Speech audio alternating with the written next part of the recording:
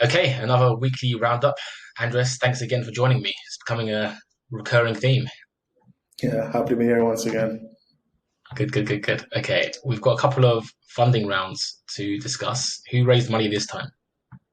Yeah, so Contentstack raised 80 million and Payload raised 4.7 million.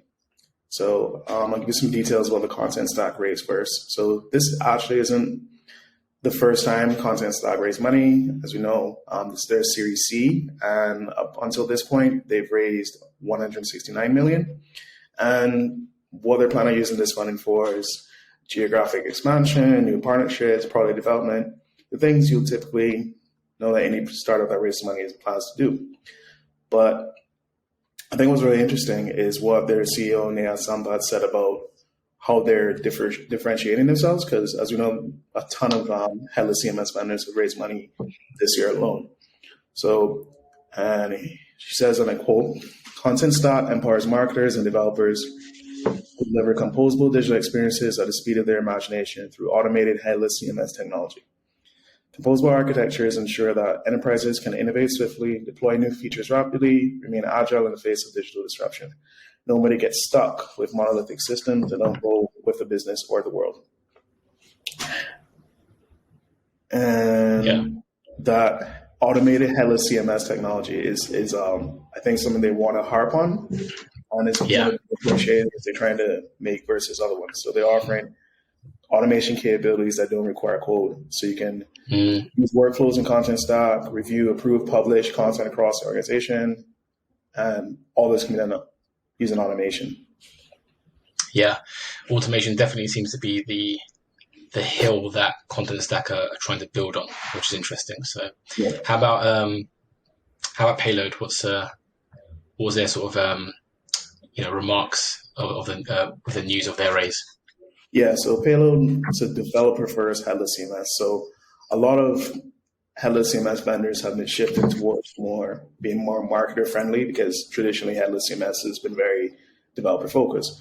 But Payload, they now want to double down on that developer focused headless CMS once more. And their CEO, James McCrew, here's what he had to say. He had to say, to devs, the CMS can be like a swear word. If an engineer gets assigned a CMS project, it's less than thrilling. They want to avoid roadblocks, write code, and build things they're proud of. But existing CMS is getting in the way of that. And he double downs to say that they're not trying to compete with like the Webflows or the Squarespaces. Rather, they want to give talented engineers a tool they can trust to build critical content infrastructure. Yeah, I had a really good conversation with James McCrew. It was episode 8 of Fireside of DXP Report. So if anybody wants to check that out, that was about 3 months ago. So I imagine the sort of the raising of the fund was in motion at that point. So it's interesting to go and see what he was saying back then. Yeah. But just like, reflecting on the fact that this week Contentstack and Payload are both announcing this. One's a Series C, 80 million. One's a seed round of 4.7. For me, I mean, it's interesting from two angles, right? Because one, Contentstack is, again, we said automation. They're sort of building on automation, and again, sort of veering more towards now being marketer friendly, content editor friendly. Whereas we've got Payload on the other side of the spectrum, doubling down on no, we're a developer tool. That's what we're good at. That's what we want to remain sort of focused on. So they're sort of on two ends of the spectrum from that perspective, and two ends of the spectrum in terms of just like their journey and their development, right? Again, one's on seed round, one's on Series C. I'm no venture capitalist, but this would seem to me like a really, healthy sign, right? It's a sign of like health and maturity in this market, this headless and Mac market. So that's just, I thought that was really interesting that we've got like these sort of they're players in the same space, but approaching it very, very differently, two different sort of times in their journey, and yet investors are bullish on both of them, right? So that's got to be good news for everybody, really. Yeah, and I want to highlight a couple of things that both these artists were featured in TechCrunch, and in the Contentstack article, one of the things they mentioned is that 50%, 56. This is some data taken from, I believe, a Content Marketing Institute study. It said 50%, 56% of employees said that integration issues limited their implementation of CMS, while 55% blamed the lack of training. And I think what's interesting about that is that when we look at some of the most popular CMS platforms out there, it's still pretty much dominated by traditional platforms, legacy platforms, and suites. So I think we're seeing a lot of headless vendors raising funds and starting to like continue to grow headless. But I don't think like the full mark, we've seen like the full market impact of the headless movement yet. So I think it's still pretty early days. And like you mentioned, Payload and Contentstack, they're both targeting different audiences.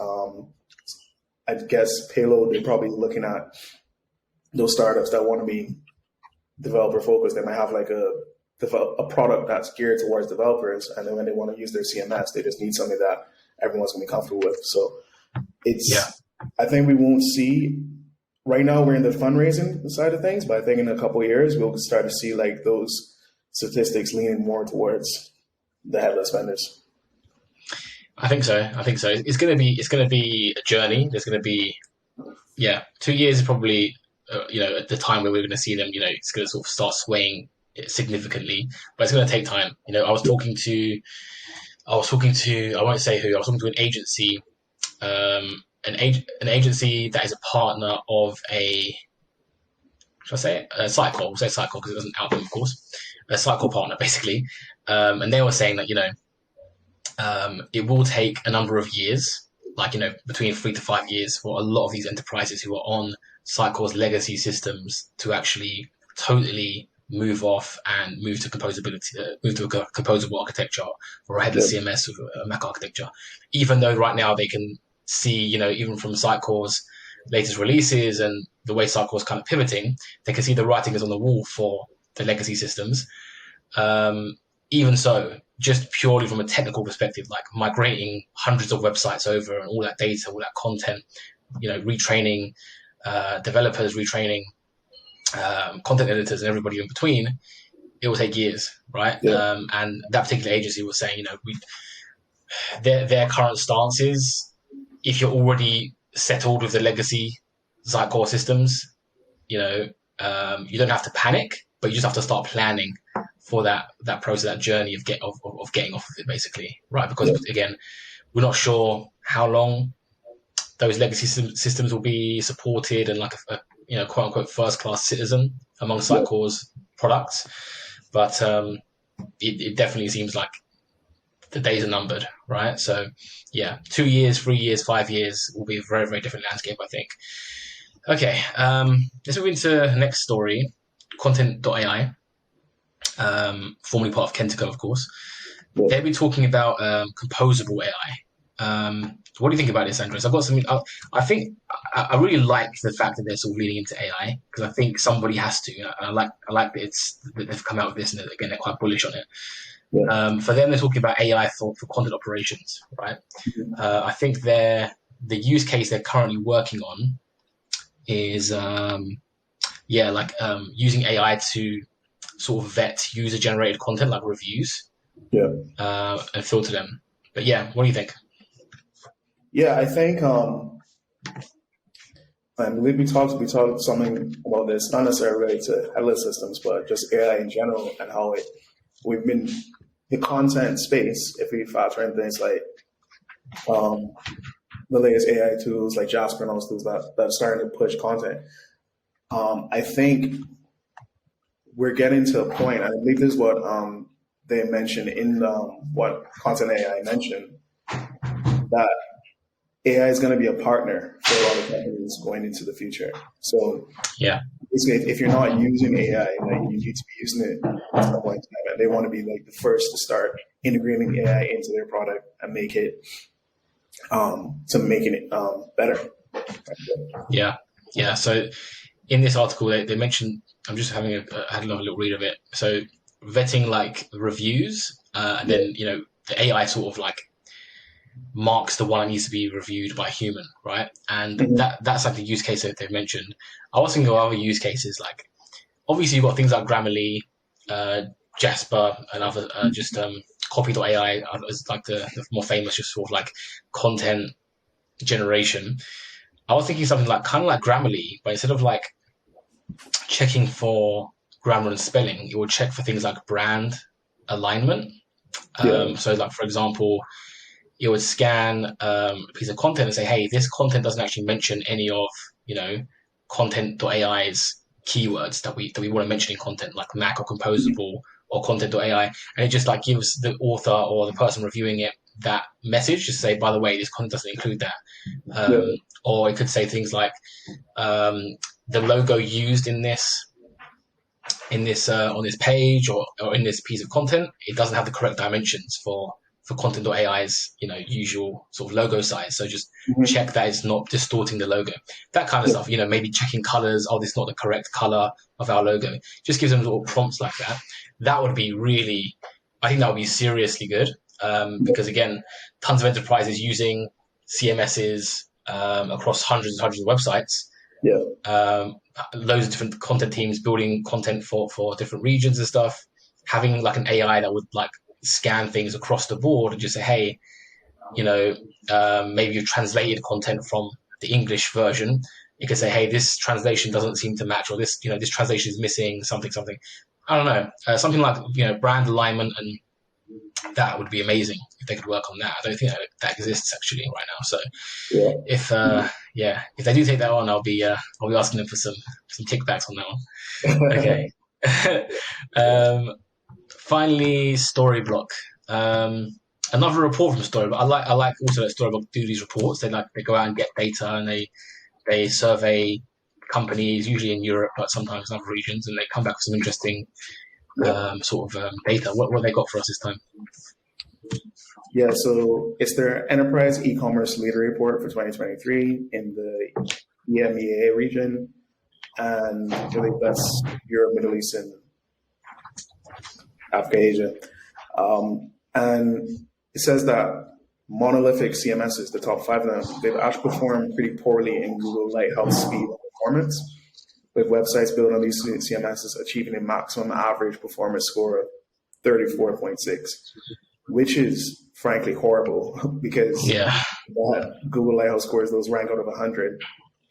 So, and the fact that I think that's one of the things, especially for e-commerce sites, speed, performance, all those are crucial ranking factors for Google, which is then impacts your SEO, impacts your sales, conversions, and all the things like that.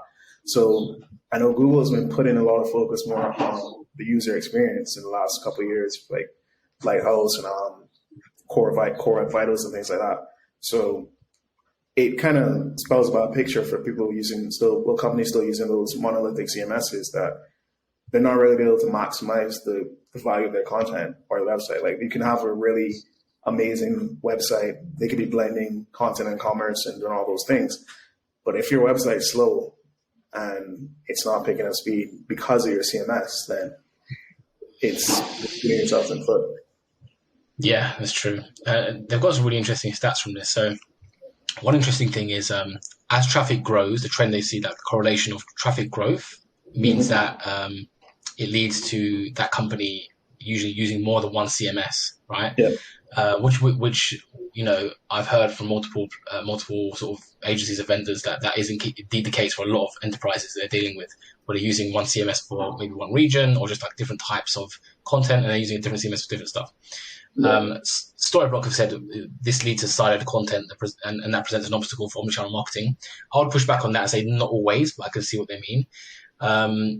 But interestingly as well, adding content in a second language significantly increases the growth rate of traffic, which makes sense, but also kind of surprised me, because I used to think like adding a second language would be good if you're really pushing in that region. But they're saying like adding 1 to 3 extra languages could lead up to a 26% growth rate in a 3-month period, and a 24% growth rate in a 6-month period. So that's really significant. I mean, 3 months, 6 months. I guess that's like an indication to how much Google just like loves that you've just translated it. I guess it just like bumps you up. Other interesting things. Most popular front-end technologies: React number 1, Vue number 2, Angular number 3. And the most common e-commerce platforms are Magento number 1, Salesforce Commerce Cloud 2, and Shopify number 3. The full report is available for free. So lots of interesting stats and data in there. I think I'll be, going through it a bit more as well. But yeah, really cool. I like the fact that they do that. Okay. How are we doing for time? 15 minutes. It's usually about where we wrap things up. Anything else from your end, Andres? No, just another good week, I think. I think we had a lot of really interesting stories and growth in the space this week. So yeah, looking forward to what else we have for the rest of the year. Yeah, let's see. Okay, thanks a lot for your time. Thank you.